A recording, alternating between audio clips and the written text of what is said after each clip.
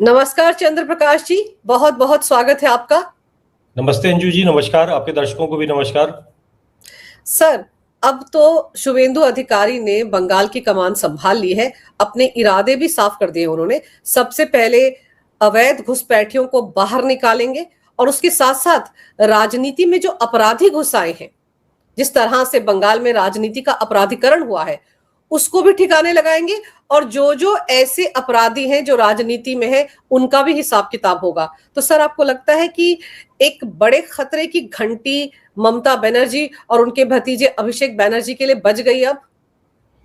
देखिए, ममता बनर्जी के लिए घंटी तो 4 मई को ही बच गई थी और अब ये सब तो अब होना ही है, क्योंकि भाजपा के पास कोई और विकल्प नहीं है। भाजपा इसीलिए तो पिछले 10 साल से संघर्ष कर रही थी बंगाल की सत्ता में आने के लिए, क्योंकि ये पूरा जो ये एक राष्ट्रीय सुरक्षा का विषय है। जो भाजपा का सबसे कोर विषय है वो है नेशनल सिक्योरिटी, और उस नेशनल सिक्योरिटी में सबसे बड़ा छेद जो है वो ममता बनर्जी ने कर रखा था।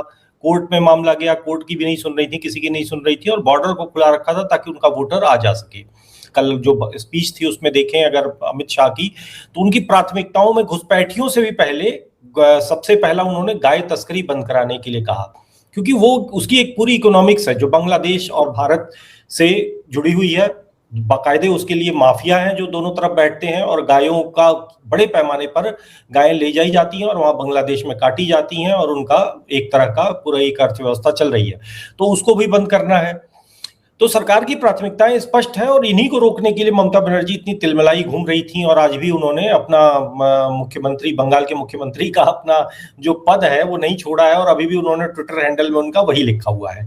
लेकिन ममता बनर्जी जो है, अब कुल मिलाकर उनके पास घंटी जो वाली बात है, अब उनकी घंटी वाकई में बजेगी, क्योंकि उनके से प्रिय घुसपैठिए, उनका प्रिय वोट बैंक और उनके प्रिय गुंडे जो बंगाल में बैठे हुए हैं, उन सबकी अब बारी बारी चुन चुन कर, देखिए, राजनीतिक हिंसा का चुनाव पोस्ट पोल वायलेंस का स्थान नहीं है, लेकिन अपराधियों को पकड़कर सजा देने का काम सरकार का होता है, पुलिस का होता है। यही काम बंगाल में पिछले कई दशक से मतलब कांग्रेस के बाद लेफ्ट के बाद ये ममता बनर्जी, ये जो संवैधानिक व्यवस्था है, वही संवैधानिक व्यवस्था को बाधित कर दिया गया था। तो अब भाजपा अगर इन सब से अलग दिखना चाहती है, तो भाजपा के ऊपर और भाजपा के मुख्यमंत्री शुभेंदु अधिकारी के ऊपर सबसे बड़ी जो चुनौती होगी कि आते ही उनको इस क्षेत्र में परफॉर्म करना पड़ेगा कि भाई अगर वो परिवर्तन, वो अंतर नहीं दिखाई देगा बंगाल की जनता को, तो आज जो नाच गा रहे हैं उनका प्रश्न उनको सामना करना पड़ेगा। जो जनता जो है आज खुशी से, मतलब एक ऐसा जश्न जैसे मानो स्वतंत्रता मिली हो, तो वो सब भाजपा के सामने परफॉर्म करना, लॉ एंड ऑर्डर के स्तर पर सही करना चीजों को, और ये पूरी इस गुंडा तंत्र को डिसमेंटल करना। और ये काम हम कहने में बड़ा आसान है, ये उतना आसान नहीं है। जिस तरीके से टारगेटेड मर्डर हो रहे हैं, जिस तरीके से उनको एक विदेशी पिस्तौल से लाकर और बिल्कुल मतलब कॉन्ट्रैक्ट किलिंग हो रही है, उससे पता चल रहा है कि ममता बनर्जी भी इतनी कच्ची गोलियां नहीं खेली हैं। मतलब ममता बनर्जी का जो खेमा है, उसको कहना चाहिए, वो आगे क्या होगा, ये एक मतलब जिस तरीके से यूनियन ऑफ इंडिया को चुनौती दे ही रहे थे उनके भतीजे महोदय, तो उस तरीके को देखते हुए लगता है कि उनके भी मतलब इरादे कम से कम नेक नहीं है। और मतलब वो आगे क्या क्या देखना है, ये देखने वाली बात है कि सरकार कैसे उनको हैंडल करती है। बहुत सारे केस है सर उनके खिलाफ, ईडी के। ममता बनर्जी के खिलाफ तो वो अभी ईडी की फाइल लेकर, जिस तरह से आईपैक के यहाँ जब छापे पड़े थे, ईडी के फाइल लेकर भागी थी, वो मामला भी तो है। फिर एनआईए ने भी तो उनके खिलाफ जांच शुरू की है सर। जैसे मालदा में 7 मजिस्ट्रेट थे, उनको घेराव करके लिंचिंग की कोशिश की गई। वो जो चार्जशीट आएगी उसमें भी ममता का नाम होगा सर, क्योंकि बिना ममता की रजामंदी के या अभिषेक बनर्जी की रजामंदी के तो वह पत्ता भी नहीं हिलता था। तो इतना बड़ा कांड तो उनके प्रिय शांति दूत करेंगे नहीं उनकी मर्जी के बिना। तो ये सारे ऐसे मामले सर जो अब जब खुलेंगी फाइलें तब तो 2021 तक जाएंगी ना सर, 2018 तक जाएंगी। जो इन्होंने पोस्ट पोल वायलेंस अभी तक किया है पिछले 15 साल में, हिसाब किताब तो उनका भी देना पड़ेगा ना। तो जब ये फाइलें खुलेंगी तो ये बुआ भतीजा कहां तक अपने आप को बचाते फिरेंगे। हाँ, तो उसी का परिणाम था कि कल शाम उनकी जो सांसद थी, वो क्या नाम है, जो राजदीप सरदेसाई की पत्नी, जो सागरिका घोष, सागरिका घोष, तो सागरिका घोष जो है, उन्होंने एक ट्वीट किया जिसमें उन्होंने ममता बनर्जी की, अभी तक तो जो उनको शाल उड़ाते, जो उनके ऊपर हरी शाल उड़ा के गए उत्तर प्रदेश के जो बबुआ है, तो उस तरीके के जो विजुअल आ रहे थे, उसके बाद ये एक नए तरह का चित्र देख के उन्होंने कल ट्वीट किया। उसमें दिखाया कि वो आम अपने जो उनकी सादगी दिखाने का इस समय पूरा वो दिखा रहा है कि देखो 10 साल 15 साल मुख्यमंत्री रही और कितना सादा जीवन, उच्च विचार है इनका। एक तरफ इनकी पार्टी हत्याएं करने के लिए आप वो सारे अपराध गिना रही हैं कि इन अपराधों में इनका नाम है, ये जाकर गुंडागर्दी कर रही थी, इन्होंने बंगाल में सीबीआई और ईडी को नहीं घुसने दिया। और इस इतने बड़े बड़े अपराधों के लिए जिस महिला का नाम है, वो महिला जो है वो अपनी सादगी दिखा रही है, अपने उस इकोसिस्टम को एक नैरेटिव देने के लिए, एक कहानी देने के लिए वो दिखा रही है कि जी वो तो आम के फल पकने की तैयारी कर रही हैं। तो आम के फल तो पकेंगे, आम के फल पकेंगे, बस उनको खाने के लिए ममता बनर्जी उस घर में रहेंगी या नहीं रहेंगी, ये प्रश्न है। कि उनका जो है वो अगले कुछ दिन में उनका किसी जेल में ये जेल यात्रा हो रही होगी या क्या हो रही होगी, ये देखने की बात है। बात वही है कि ये सब सांकेतिक चित्र आप करते रहिए, ये सब तमाशे चलते हैं राजनीति में, लेकिन ममता बनर्जी के अपराध सिर्फ एक राजनीतिक किस्म के अपराध नहीं है। वो एक तो जिस तरीके की समाचार आ रहे हैं कि जिस तरीके के इनके मंसूबे थे, जिस तरीके के इनके इरादे थे, जिस तरीके से जमात के साथ, जमात इस्लामी बांग्लादेश के साथ इनका गठबंधन था, वो सब चीजें एक लार्जर कंस्पिरेसी और बहुत बड़े अपराध की तरफ इशारा कर रही हैं कि इन्होंने अपनी हमेशा हमेशा के लिए बंगाल जो एक सेम वही मानसिकता जिसके लिए केजरीवाल कहते थे कि मैं अलग खालिस्तान बना के वहां का प्रधानमंत्री बनूंगा, तो ये उनकी गुरु, उनकी राजनीतिक गुरु ममता बनर्जी भी कुछ ऐसा ही मंसूबा शायद पाल के बैठी हुई थी। तो इनके अपराध बाकी करप्शन और ईडी के साथ क्या किया क्या नहीं किया आपने, वो सब शायद गौड़ हो जाता है, क्योंकि वो सब चीजों के आगे ये जो सामने कहानियां आ रही हैं इनके कारस्तानियां, जिस तरीके से लोगों की हत्याएं की गई हैं, जिस तरीके से मतलब बर्बरता की है। मतलब अभी एक दिन पहले देखने में आ रहा था कि भाई सफेद साड़ी इनके दफ्तर में पकड़ी गई है, ढेर सारा पूरा का पूरा बंडल, क्योंकि ये महिलाओं को, भाजपा कार्यकर्ताओं की पत्नियों को ये साड़ी गिफ्ट कराया करती थी। ये महिला मुख्यमंत्री हैं और इनकी वो तीन वो जो है वो घूम रही हैं, वो सैनी घोष और सागरिका घोष और महुआ मोइत्रा, वो फेमिनिज्म और महिला और बड़ी बड़ी आजादी और उसकी बातें दुनिया को सुना रही हैं। यहाँ आप जो है महिलाओं को सफेद साड़ी भिजवाने की पूरी एक संस्थागत व्यवस्था आपके यहाँ चल रही है। कितने लोगों को आपने मारा, कितने लोग सामने आ रहे हैं, कितनी महिलाएं सामने आ रही हैं कि उनके साथ क्या क्या हुआ। तो ये इनके पापों की सूची में क्या बड़ा क्या छोटा ये तय करना कठिन है। ये पूरा पाप का घड़ा था जो एकदम भर गया तो फूट गया। अब लेकिन इसमें बड़ा क्या है, उसमें मुझे लगता है कि ये सब तो चीज ठीक है, जनता ने उसका निर्णय दे दिया, जनता ने उस अपराध का काफी हद तक इनको सजा दे दी, लेकिन वो अपराध का कब नंबर आएगा जो अपराध अब सुनने में आ रहा है, क्योंकि वो शायद इन सब से बहुत बड़ा है, क्योंकि बाकी चीजें अपराध और आईपीसी की श्रेणी में आती हैं, और ये जो है अपराध, ये तो मतलब इसको तो मतलब माफी करने का कोई इसमें अगर कोई देता है या माफी करने की सोचता है तो वो भी एक तरह का देश के साथ अपराध है। क्योंकि जो महिला अगर राष्ट्र विरोधी हो चुकी थी, जो महिला जो है वो मुख्यमंत्री एक संवैधानिक पद पर रहकर देश के खिलाफ काम कर रही थी, तो ये ज्यादा चिंता की बात है कि आगे से ऐसा ना हो। अगर आप सजा नहीं देंगे तो आगे से ऐसा होता रहेगा।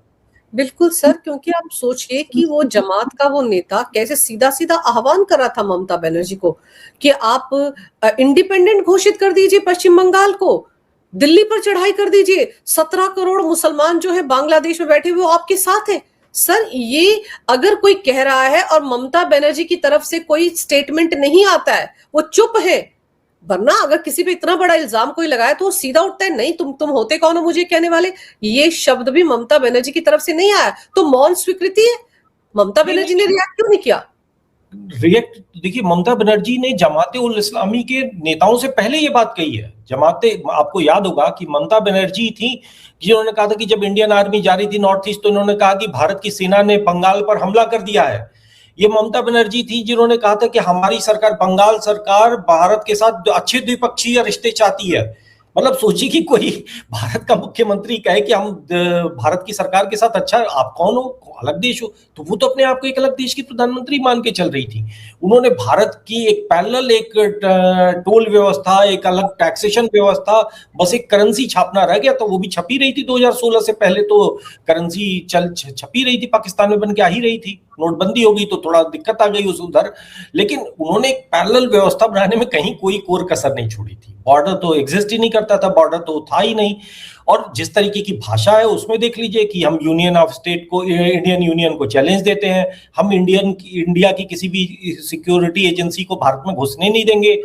आप ईडी को गिरफ्तार कर लेती हैं, आप सीबीआई के ऊपर पत्थर चला देती हैं, आप इंडियन आर्मी को कहती हैं कि वो अटैक कर दी बंगाल पर।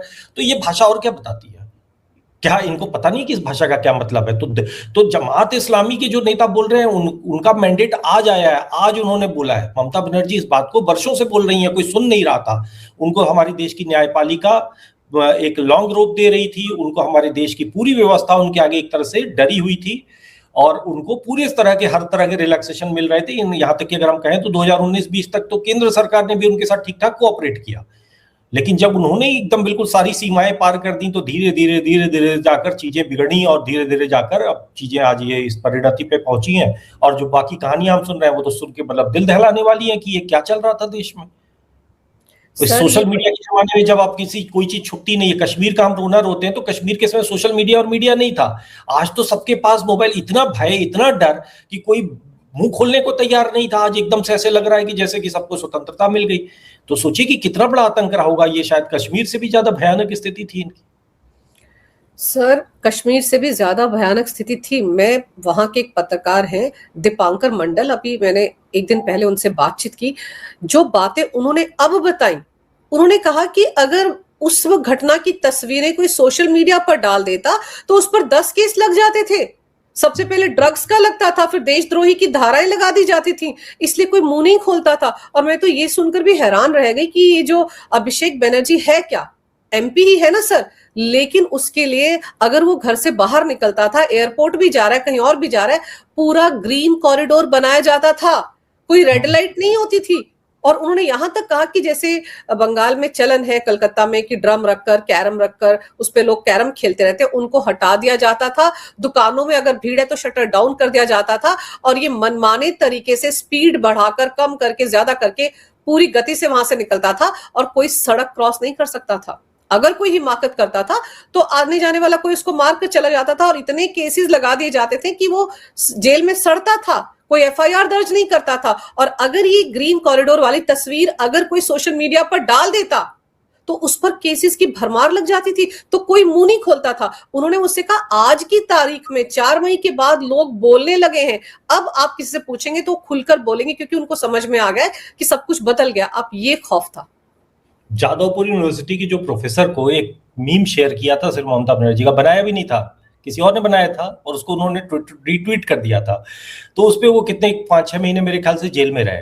केस चला था 7 साल, जेल में जितना पीरियड था बाद में बेल मिल गई थी। केस तो, लेकिन फिर भी जब तक केस चल रहा होता है आदमी एक तरह से जेल में ही रहता है। ये भी है कि आप सोचिए कि किसी प्रोफेसर जिसने कोई अपराध नहीं किया वो 7 साल तक हर डेट पे फाइलों में जाता होगा, पूरा स्टेट आपका दुश्मन बना पड़ा हुआ है, कब आपको कौन पीट दे, कब कौन आपको मार दे, कुछ पता नहीं। और वो भी जादवपुर यूनिवर्सिटी जहां पर जो एक तरह से मतलब वो एक अलग तरह के अपराधियों का अड्डा है। तो बात वही आती है कि देखिए ये व्यवस्था वहां पर चल रही थी और दिल्ली शांत थी। दिल्ली का पूरा जो ये लुटियंस गैंग है, दिल्ली का ये जो पूरा तंत्र है, ये एक बुलडोजर को लेकर इतना आसमान उठा देता है। जहां पर किसी अपराधी, किसी हत्यारे के यहाँ बुलडोजर चलता है, एक अपराधी जो बलात्कारी कहीं होता है उस पर अगर इनकाउंटर हो जाता है तो दिल्ली के मीडिया में ऐसे मातम मनता है। दिल्ली के सारे जितने भी चैनल और जितने भी अखबार हैं वो ऐसे रोते हैं, ऐसे स्यापा करते हैं जैसे कि उनका कोई भतीजा भाजा मारा गया हो। और वो पूरा मीडिया, ये बंगाल में सब कुछ हो रहा था, क्या इनके रिपोर्टर नहीं थे? ये सब चुप बैठे थे, ये सब शांत थे क्योंकि ये बेनिफिशियरी थे। ये तो ममता बनर्जी का और महिमा मंडन कर रहे थे कि तो आयरन लेडी है बंगाल की, और ये सब इस तरीके का उनका पूरा एक इमेज बिल्डिंग चल रही थी। तो भय वाली जो बात है, देखिए भय, बंगाल का व्यक्ति भय में था, समझ में आता है, क्योंकि भाई उसको मार देंगे, उसको उसकी जान के आगे हर कोई क्रांतिकारी नहीं बन सकता है, सबको अपनी जान बचानी होती है। लेकिन दिल्ली वाले, नोएडा में बैठे वे लोग किस बात का भय खा रहे थे? भाई ठीक है, वो भेज देती है आपके लिए, पुलिस भेज देती ना, यही होता है ना। वो इंडिविजुअल किसी यूट्यूबर के लिए या किसी सोशल मीडिया राइटर के लिए डर की बात हो सकती है, लेकिन आप इतनी बड़ी बड़ी जो अट्टालिकाएं और 5-5 फ्लोर के, 10-10 फ्लोर के फिल्म सिटी में बना के जो सेकुलरिज्म के अड्डे और उसमें कॉमरेडों को बिठा रखा है, ये क्या कर रहे थे? ये सारे, चाहे राजदीप सरदेसाई हों और इस तरीके के जितने भी संपादक और पत्रकार हों, सफेद पोश कहना इनको चाहिए, क्योंकि ये बेसिकली तो पॉलिटिकल वर्कर्स थे। और ये सब जो है चुपचाप शांति से ये सब होने दे रहे थे, ये चीजों को दबा रहे थे, ये चीजों को मैनेज कर रहे थे। और ये चीजों को एक अंडर द कारपेट दबाकर, और वही जब जब एक बार ब्लास्ट हुआ तो इनको समझ में नहीं आ रहा कि ये बंगाल में हो क्या गया। अभी तक जो है मीमांसा चल रही है। अभी कल मैं देख रहा था कि चैनल पे ये डिस्कशन हो रहा है कि पंजाब की वहां बंगाल में पोस्ट पोल वायलेंस कैसे रुकेगा।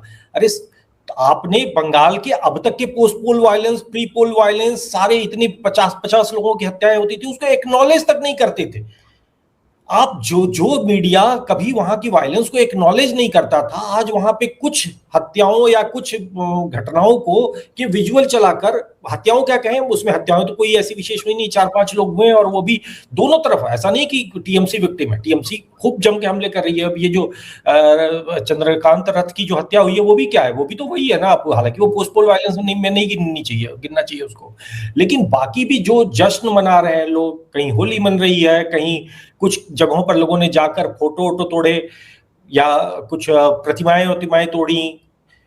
लेनिन की एक मूर्ति जो है तोड़ी गई। आप बताइए, लेनिन की मूर्ति तोड़ने पर देश का, नोएडा का पूरा मीडिया ऐसे हल्ला कर रहा है जैसे उनके दादाजी की मूर्ति तोड़ दी गई। कौन है लेनिन? भारतीय कौन जानते हैं? लेकिन यही चरित्र है। इस चरित्र को देश, जब हिंदुओं ने देखा बंगाल के कि भैया हमारे लिए कहने वाला बोलने वाला कोई है नहीं, जमीन पर तो वहां पर भारतीय जनता पार्टी और आरएसएस लड़ रही थी, और जब उन्होंने सुरक्षित एक माहौल दे दिया तो लोगों ने।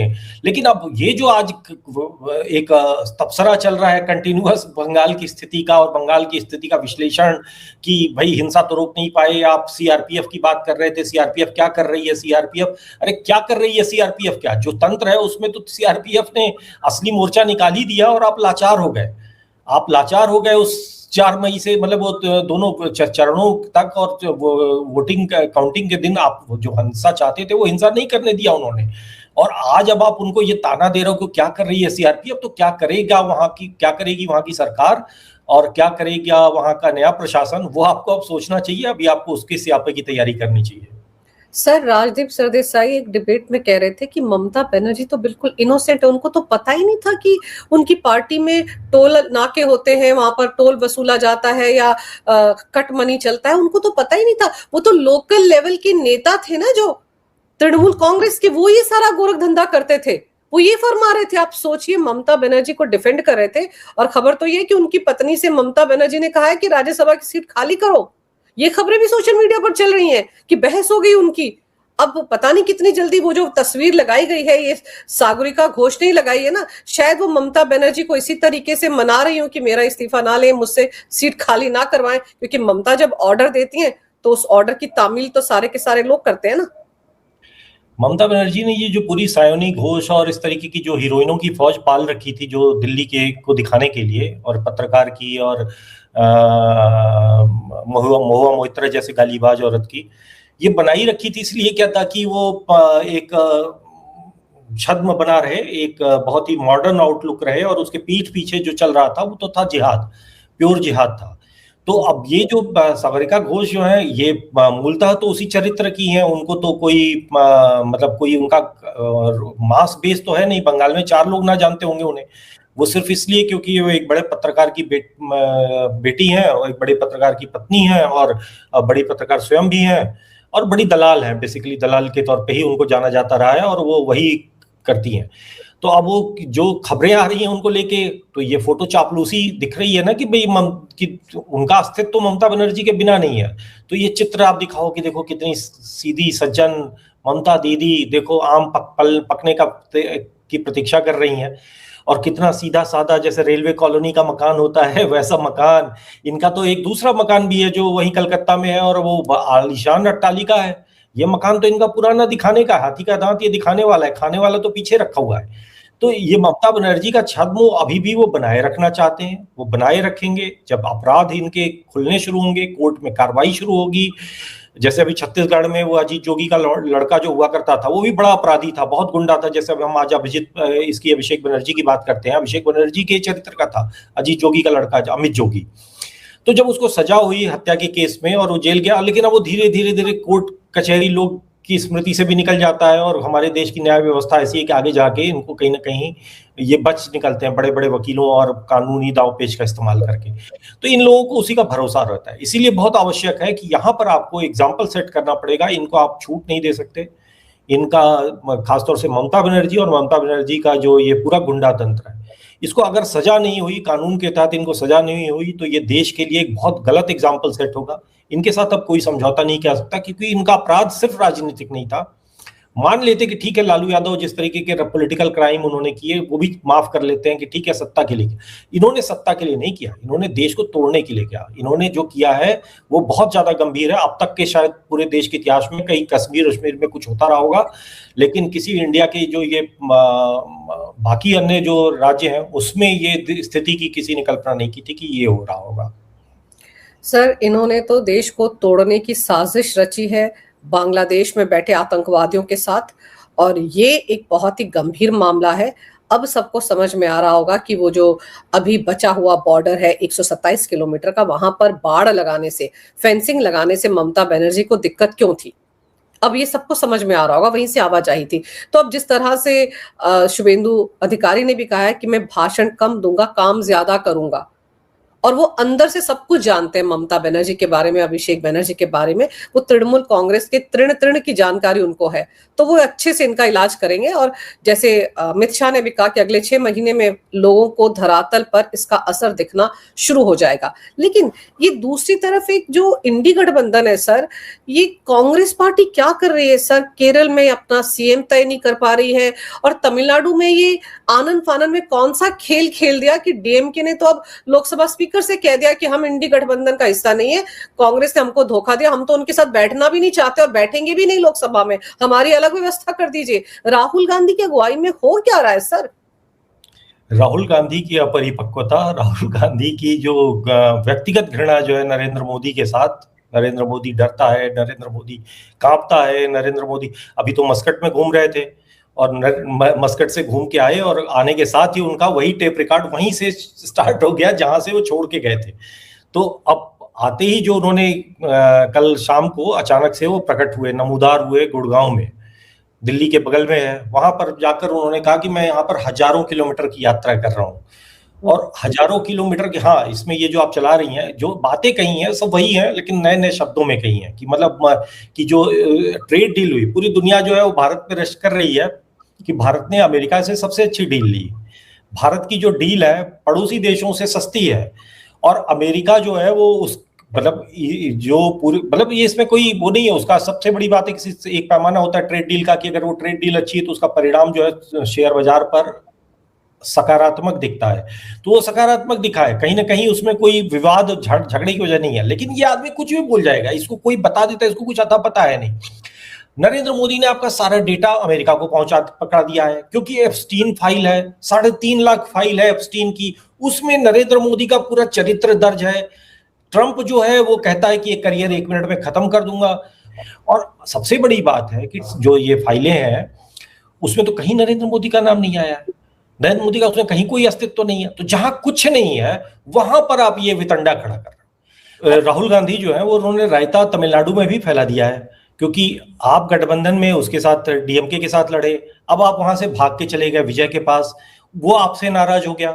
एक बार आपने उससे बात भी नहीं की कि भाई ठीक है हम उसकी सरकार बनवा देते हैं, उसको समर्थन मिला है, तुमको समर्थन नहीं मिला है, कुछ कमी है। आपने उतनी कर्टसी करने की भी जरूरत नहीं समझी, जो आपका ऑल वेदर फ्रेंड था, जिसके साथ आप 20-25 साल से 30 साल से जिसके साथ आप उसको बड़ा ही अपना सहयोगी मान रहे थे। अब इसमें वो भी जो है जब भाई जब राजनीति हो रही है, जब एक दूसरे को इस तरीके से टांग खिंचाई हो रही है, तो अब जो दोनों द्रमुक पार्टियां हैं, जो दोनों द्रविड़ पार्टियां हैं, द्रविडियन पार्टियां, वो कह रही हैं कि भैया हम क्यों आपस में, ठीक है जब टूटे थे तब टूटे थे, हमारी तो विचारधारा मूलतः एक ही है, वही हिंदी और हिंदू का विरोध, हालांकि उसमें डिग्री अलग अलग है, दूसरी जो है एआईडीएमके कम हिंदू विरोधी है, लेकिन अंततः तो दोनों का एजेंडा और अस्तित्व का सवाल है, दोनों के आगे अस्तित्व का सवाल है। दोनों के सिर पे जो है वो चर्च का भी हाथ है। अब ये दुर्भाग्य की बात है कि जिस राज्य में हिंदू बहुसंख्यक है आज भी, वहां चर्च जो है वो मुख्यमंत्री तय कर रहा है। दोनों पार्टियां जो है वो सनातन को नष्ट करने के एजेंडे वाली हैं, और भाजपा एक तरह से हाशिए पे, तो वहां के लोगों का भी।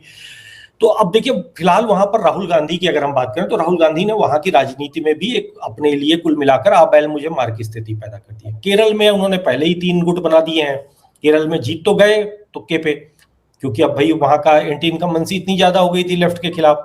अब आपके 3 3 नेता जो है वो बैठे हुए हैं, केसी वेणुगोपाल आपके कैंडिडेट हैं, रमेश चन्नीथला को भी आपका एक गुट चाहता है, और जो ये आपके क्या नाम है वीडी सतीशन, वो भी एक इंतजार में बैठे हुए हैं, वो मुस्लिम लीग का समर्थन लेके बैठे हुए हैं, वो प्रियंका गांधी का एक के खेमे के बताए जा रहे हैं।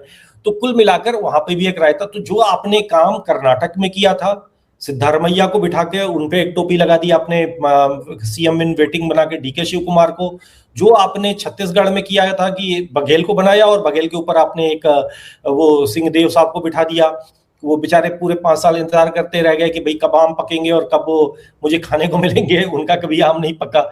फिर उसके बाद आपने राजस्थान में जो किया था सचिन पायलट और अशोक गहलोत के केस में, तो हर जगह जिसको एक कांग्रेस पार्टी का जो एक हाई कमान हुआ करता था, जिसको ये हाई कमान कहता था मीडिया बड़े गौरव से, वो जिसके ऊपर हाथ रख देता था, वो किसी मतलब एक अपने क्लर्क को या अपने एक कुत्ते को ही अगर मुख्यमंत्री बनाने का तय कर लेता था तो उसको अगर कह देता था तो वो बनता था और बाकी सब चुप हो जाते थे। ये होती है हाई कमान की ताकत कि कोई चीज चपड़ने फिर नहीं करता था। आज ये कह नहीं पा रहे हैं। आज आप अपनी पसंद के व्यक्ति को मुख्यमंत्री भी नहीं बनवा पा रहे हो। राहुल गांधी, आप अपनी पार्टी में ही इतने कमजोर हो चुके हो। मोदी तो बाद में कांपेगा, आपकी पार्टी का ही नेता आपसे कांप नहीं रहा है, तो आप तय नहीं कर पा रहे हो। अब आप वहां से भाग रहे हो और भाग के क्या कर रहे हो, आप गुड़गांव में रैली कर रहे हो, गुड़गांव में आप भाषण दे रहे हो, गुड़गांव में आप रथ यात्रा कर रहे हो, सद्भाव यात्रा कर रहे हो। भाई वो सद्भाव यात्रा तो अच्छा होता आप केरल में करते, वहां आपके तीनों गुटों के बीच में सद्भाव शायद बन जाता। वो सद्भाव यात्रा आप चेन्नई में करते तो हो सकता है डीएमके से आपका सद्भावना बन जाती। लेकिन आप सद्भावना और भावना कुछ नहीं, आप समस्याओं से भाग रहे हो, आप मुंहचोर हो, आप समस्याओं को हैंडल नहीं कर पाते हो, आपके अंदर नेतृत्व की मूलभूत क्षमता जो होती है वो नहीं है, आप उस कार्य के योग्य नहीं हो जो करने का आप नाटक कर रहे हो। सर, यही बात तो कल जब बंगाल में विधायकों की बैठक हुई थी, उस वक्त अमित शाह ने भी तो ये कहा था कि राहुल गांधी सिर्फ बहाने ढूंढते रहते हैं, इसके अलावा उनको कुछ और नहीं आता है। कभी एसआईआर की बात, कभी वोट चोरी की बात, कभी ईवीएम खराब। लेकिन अब तो ये देखिए ना, फिर से वही रहा कि पीएम मोदी मुझसे आंख नहीं मिला पाते। तुम हो कौन भाई, पीएम मोदी को तुमसे आंख मिलाने की जरूरत क्या है सर? क्या जरूरत है? बचपन में हम लोग खेलते थे ना, वो आंख मिलाने वाला, किसकी आंख पहले ब्लिंक कर जाएगी वो हार जाता था। राहुल गांधी आज भी उसी मानसिक उम्र में है। आज भी उनको लग रहा है कि मोदी जी अगर आंख मिलाने में अगर उनकी आंख ब्लिंक कर जाएगी तो मैं जीत जाऊंगा और मैं तो आंख मिलाने में एक चैंपियन हूं। तो शायद ऐसे ही कुछ सोच रहे होंगे। बाकी वैसे जैसे कहते थे कि भाई कौन वो तैराकी कभी करते थे, कभी वो एक क्या कुंफू या क्या उसको बोलते हैं जो जूडो कराटे जैसा कुछ करते थे कि भाई देखो मोदी जी कर पाएंगे क्या ऐसा, तो भाई मोदी जी और अब आप यही करके कर लो। बाकी चीजों में तो मोदी जी आपको पटक ही रहा है, क्या ही कह राहुल गांधी की बुद्धि को। लेकिन सर, तमिलनाडु में मतलब ऐसा भी लग रहा है कि एआईडीएमके और डीएमके मिलकर कहीं सरकार बना ले, क्योंकि खबरें तो ये आ रही हैं कि एआईडीएमके की तरफ से 120 विधायकों के समर्थन की चिट्ठी भी राजभवन में पहुंचा दी गई है। तो वहां तो फिर कांग्रेस पार्टी के तो मुंह पे सीधे सीधे थप्पड़ ही पड़ेगा ना। डीएमके को छोड़ के सरकार बनाने चले थे विजय के साथ और उल्टा खेल पड़ गया, क्योंकि वहां तो स्थिति कुछ क्लियर ही नहीं है। डीएमके और एआईडीएमके भी साथ आ जाएंगे सर, इसलिए कि उनकी द्रविड़ीयन राजनीति संकट में आ गई है। दोनों जो हमेशा एक दूसरे के खिलाफ लड़ते रहे वो साथ में आ जाएंगे, ऐसा भी लगता है आपको? नहीं, वो साथ में आ सकते हैं क्योंकि उनकी विचारधारा मूलतः एक है। ठीक है ना, वो ठीक है आपसी उन्होंने उसमें बट गए और बट के उन्होंने उसी घृणा की राय के जो एक मीटर है उस मीटर में अलग अलग डिग्री पर होकर उन्होंने अपना अस्तित्व बनाए रखा। राहुल गांधी और कांग्रेस ने तमिलनाडु में जो किया वो पॉलिटिकल इमेच्योरिटी से अधिक कुछ नहीं थी, क्योंकि राजनीति में पत्ते दबा कर रखना एक अलग उसका एक मतलब होता है। आप सबसे पहले ही आपने खोल दिया। लेकिन तमिलनाडु में सरकार कौन बनाएगा? वो डीएमके का कोई गठबंधन बना ले जाएगा, विजय बनाएंगे, ये कौन होगा ये तय करेगा वही, मतलब दोनों हाथ में लड्डू जिसके है वो है क्रिश्चियन मिशनरी, वो है चर्च के ही दोनों पपेट हैं। सनातन धर्म को नष्ट करना दोनों का एजेंडा है। विजय भी कोई अनोखे नहीं है, विजय भी ईसा मसीह की फोटो पे लेके चल रहे हैं। जिनकी आबादी कहने को अल्पसंख्यक है, मुख्यमंत्री उनका बन रहेगा। कहने को मुख्य अल्पसंख्यक है लेकिन उनको इस तरीके से प्लांट किया गया कि एक ही रातों रात वो मुख्यमंत्री की जगह पहुंच गए। पूरा का पूरा क्रिश्चियन वोट उसकी तरफ डाइवर्ट करा दिया है। क्रिश्चियन मतलब बड़ी संख्या में क्रिप्टो क्रिश्चियन वोट्स भी हैं। और एक पूरा का पूरा एक तंत्र जो है अब उसको बनाने में, तो अब जो चर्च जिसको चाहेगा, चर्च जिससे बार्गेन अच्छा पाएगा, तमिलनाडु को एक अलग क्रिश्चियन आइडेंटिटी दिलाने और बाकी और क्या एजेंडे हैं उनके बारे में अब बात करना ठीक नहीं है, लेकिन कहीं ना कहीं धर्मांतरण, कहीं ना कहीं जो भारत अखिल भारतीय स्तर पर, ये भारत के लिए बड़ी चिंता की बात है। तमिलनाडु में जो कुछ हो रहा है, बंगाल बच गया लेकिन तमिलनाडु का संकट आज भी बड़ा है। ये कोई ऐसा चमत्कारिक लीडरशिप नहीं थी, यही विजय का ही था ना कि जब वो भगदड़ मची तो भगदड़ के बाद ये भाग गया था आदमी। कौन सा नेता होगा जो भगदड़ के बाद, जो अपने समर्थकों की इतनी बड़ी हादसे के बाद भाग जाए मौके से? वहां पर वो गया तक नहीं, और किसी तरीके से उसका रेस्क्यू हुआ, किस तरीके से वापस उसका फिर पॉलिटिकल रिहेबिलिटेशन हुआ। तो उनकी कितनी हिम्मत, कितनी क्षमता, और किस तरीके से उनकी बाकी जो तस्वीरें आ रही हैं कि रामलीला मैदान जाने वालों में वो भी था, विजय भी। इसका मतलब एक लंबी तैयारी थी, लंबी तैयारी का हिस्सा है वो। जिस खजाने से, जिस मतलब उससे केजरीवाल निकले, जिन सोर्स से, उसी सोर्स से भी ये भी आया है। अब इसको भी देश को देखना है। बिल्कुल, वहां पर जो हो रहा है वो तो अप्रत्याशित सा है, समझ नहीं आ रहा है कि वहां चल क्या रहा है, कौन सरकार बनाएगा, अभी तक क्लियर नहीं। लेकिन ये अखिलेश यादव को क्या हो गया सर? बड़े दुखी हैं, ममता बनर्जी किससे मिलने पहुंच गए, हरे रंग की चादर भी चढ़ाया है उनको, फिर आप हारी नहीं है वगैरह वगैरह डायलॉग बोलकर आगे, फिर शायद स्टालिन से मिलने भी गए थे, तस्वीरें तो मैंने देखी थी। फिर ये भी लिख डाला कि हम वो नहीं है जो मुश्किलों में छोड़ जाएं, राहुल गांधी के लिए तंज कस रहे थे। तो क्या वो अपने लिए 2027 में जब उनका भी ये हाल होगा तो लोगों को तैयार कर रहे हैं कि मुझे भी ऐसी चादर देने के लिए आ जाना भाई लखनऊ? यही है, ये अच्छा विचार है कि क्योंकि उनको चादरों की आवश्यकता वैसे ही पड़ेगी कि उन पर भी कोई आके ऐसे हरी चादर डाल के जाए। देखिए, उनको दिख रहा है, अखिलेश यादव को उत्तर प्रदेश में अपनी हार दिख रही है। बंगाल में जितनी, ये अखिलेश यादव वहां गए थे, चेन्नई में प्रचार करने गए थे, बंगाल में नहीं गए थे। बंगाल में एक भी रैली, एक भी सभा नहीं की। तो मुश्किल में जब दीदी थी, जब उनके लिए उनकी सहायता करने की सच में आवश्यकता थी, तो केजरीवाल भी गए वहां पर। केजरीवाल ने भी बंगाल में ममता बनर्जी के लिए रैलियां की। वो क्या कहते हैं, सब गए, जितना भी इनकी लभेड़ के लोग हैं सब गए। लेकिन ये अपने अखिलेश यादव वहां नहीं गए।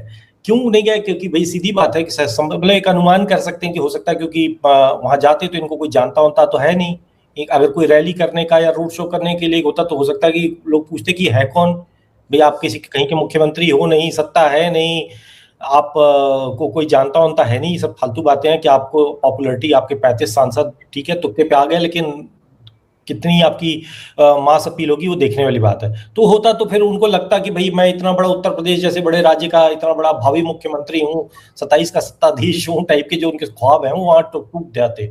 उस डर के मारे वहां गए नहीं, और वो अब जाकर वहां पर चादर चढ़ा रहे हैं। चलिए ठीक है, चादर चढ़ा रहे हैं, लेकिन उनको अब ये दिख रहा है कि बंगाल में जो हुआ है, बंगाल का जो वर्डिक्ट है, बंगाल का जो पैटर्न है, वो सीधे सीधे cut and paste Uttar Pradesh में होने वाला है। इसमें कहीं कोई संशय नहीं है। जिस तरीके की राजनीति बंगाल में थी, जिस तरीके के मुद्दे थे, उसी तरीके के मुद्दे आप देखिए कि उत्तर प्रदेश में भी है। वहां पे फिर हाद हाकिम है, तो यहाँ पर ये आपका आजम खान जैसा और इस तरीके के लोग हैं।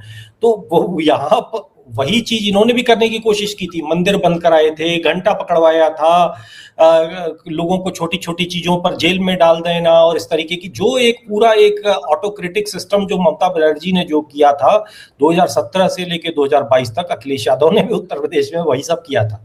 उत्तर प्रदेश के लोगों ने उनको जल्दी समझ लिया और जल्दी उनको चलता किया। तो अब वो जो है उनको ये दिख रहा है कि भैया ये अगर ये मॉडल जो मेरा ही है वो फेल हो गया तो मेरा क्या होगा। और दूसरी बात है कि वहां तो 30% मुसलमान थे, यहाँ तो मुसलमानों की संख्या उत्तर प्रदेश में 15-20 से 20% के बीच में है। यादव जो उनका मूल यादव वोटर है, जिसको आज पीडीए झुंझुना बजा रहे हैं, लेकिन उनका पीडीए से कोई लेना देना नहीं, उनका यादव और एमवाई समीकरण आज भी है और उसमें भी जो है वो वैसे ही आके इनको डराता है सपनों में। तो अब ले दे के आपके 2 ही वोटर बैंक हैं और कोई आपको वोट देने को तैयार नहीं है। अन्य जातियों के साथ आपकी जमीन पे लट चल रही है। आपका जो पूरी पॉलिटिक्स है, जब आपकी सत्ता होती है तो दलित, ठीक है, उन्होंने 2024 में एक झांसे में आकर, एक अफवाह में आकर लोगों ने इनको वोट दे दिया था, लेकिन दलितों पर सबसे ज्यादा जो केस होते हैं, सबसे ज्यादा जो अपराध होते हैं, वो इन्हीं की सरकार के दौरान होते हैं। सबसे ज्यादा पीड़ित आज भी, सबसे ज्यादा मुकदमे इन्हीं की पार्टी के चहेते लोगों पर हैं, दलित उत्पीड़न के। तो अंततः भाई उनको भी तो दिख रहा है ना, ठीक है एक बार ही हो गया, लेकिन अब बार बार थोड़ी होगा। तो वो चीज उनको दिख रहा है कि पीडीए नहीं बनने वाला है। और यहाँ पर तो यादवों की संख्या आपकी बिहार की तुलना में भी कम है, मुसलमानों की संख्या बंगाल से भी कम है, आपका तो सामाजिक समीकरण ही इतना अच्छा नहीं है कि आप कभी उत्तर प्रदेश में दोबारा सत्ता में आ भी पाओ। और बाबा जी तो जिस तरीके का काम कर रहे हैं उसमें आपके लिए वैसे भी बहुत कम गुंजाइश बचती है। बाबा जी योगी आदित्यनाथ जब तक हैं तब तक तो आपके लिए उत्तर प्रदेश में पैर रखना, खड़ा होना भी कठिन है।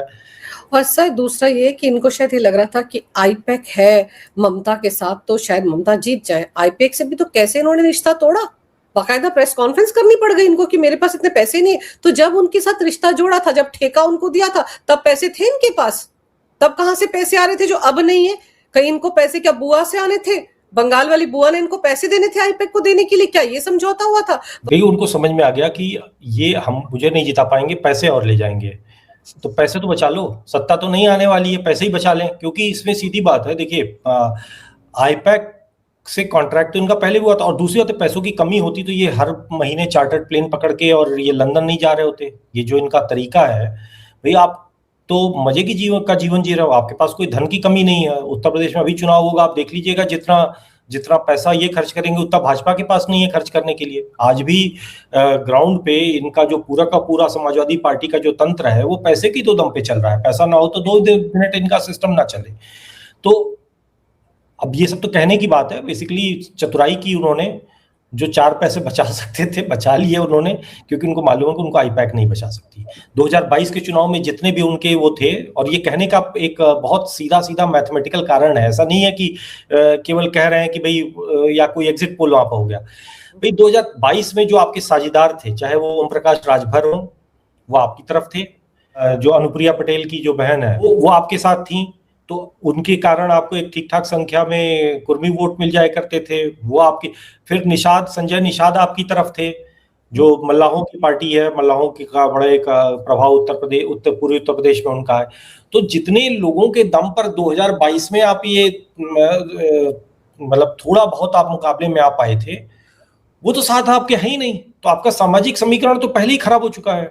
एसआईआर और ऊपर से कोड़ पे खाज बनेगा, क्योंकि एसआईआर की जो वोट छपाई की जो पूरी व्यवस्था थी, ठीक है, जो भाई बड़ी संख्या में करीब 1 करोड़ कटे हैं डेड, और जो डुप्लीकेट वोटर और जो मूव कर चुके हैं वो सब कट चुके हैं।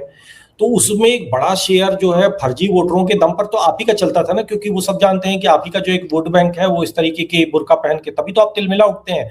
जो ये बात आती कि बुर्का पहनने वालों का बुर्का खोला जाएगा, तो अखिलेश यादव क्यों तिलमिला उठते हैं? क्योंकि वहां पे आपकी कमजोर नस है आपको। अच्छा, अब वो वोट भी चला गया, बुर्का भी चला जाएगा, तो फिर आप कहां से वोट दिलवा पाओगे? तो अब उनके लिए सब तरफ से उत्तर प्रदेश में बुरी खबर है। अगर जिस तरीके से चल रहा है उत्तर प्रदेश में, जो राजनीति चल रही है, पब्लिक जिस तरीके की स्थिति में अखिलेश यादव के लिए अगर यही समीकरण रहते हैं, तो अगले कई साल तक अखिलेश मुलायम सिंह का ये नौनिहाल उत्तर प्रदेश में विपक्ष की कुर्सी पर, और विपक्षी कुर्सी पर भी बैठने की उनकी हिम्मत नहीं, क्योंकि वहां पर वो योगी जी को झेल नहीं पाते हैं। क्योंकि योगी जी जो जिस तरीके से उनको उठा के पटकते हैं विधानसभा में, तो उनको ना तो वो फेस कर पाते हैं, ना जवाब दे पाते हैं। कि जिस तरीके के इनके प्रवक्ता और इनके जो वहां पे कंचना और प्रियंका जैसी जो 2 महिलाएं थी बिहार में, जिन्होंने लुटिया डुबोई तेजस्वी की, यहाँ पर बंगाल में ये तीनों मोहतरमाएं थी जिनकी अभी हम लोगों ने कार्यक्रम के आरंभ में चर्चा की। और यहाँ पे उनके एक लक्ष्मण यादव हैं, इनके ट्वीट वगैरह लिखते हैं, सुना है मैंने। तो वो अभी कुछ दिन पहले मैंने देखा कि एक वायरल हुआ था इनका एक वीडियो, जिसमें कह रहे हैं कि एक बंदर जो है वो सूरज खा गया, मतलब हनुमान जी को। एक उनका था कि ये 8 हाथों वाली औरत, वह मतलब दुर्गा जी को। तो मतलब क्या कर रहे हो आप? ऐसे ट्वीट करेंगे सब तो जीत जाएंगे। हाँ, तो ये इनके भरोसे अगर आपको लग रहा है आप जीत जाओ, तो जीत के देख लो। आपने कई बार जीत के देखा है। एक आपने बिल्ली की भाग से छीका टूटा था 24 में निश्चित रूप से, लेकिन वो छीका भी कितनी बार टूटेगा आपके लिए? बिल्कुल सर, समझ में आ चुका है अखिलेश यादव को कि उनका क्या हाल होने वाला है 2027 में, इसीलिए वो थोड़े बुआ से मिलने के लिए चले गए थे, ताकि उनको भी सांत्वना देने के लिए कोई आए। और साथ ही साथ अब देखते हैं सर, बंगाल में शुभेंदु अधिकारी का शपथ ग्रहण हो गया है, अब वो काम करना शुरू करेंगे, तो सबसे पहले उनके टारगेट पर तो बुआ भतीजा ही रहेंगे।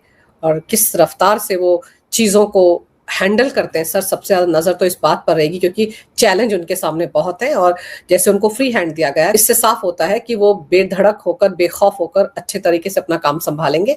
आपने सर समय निकालकर इन तमाम विषयों पर बहुत अहम जानकारी मेरे दर्शकों को दी। आपका बहुत बहुत धन्यवाद। नमस्कार। भारत माता की जय। वंदे मातरम। जय हिंद। जय हिंद।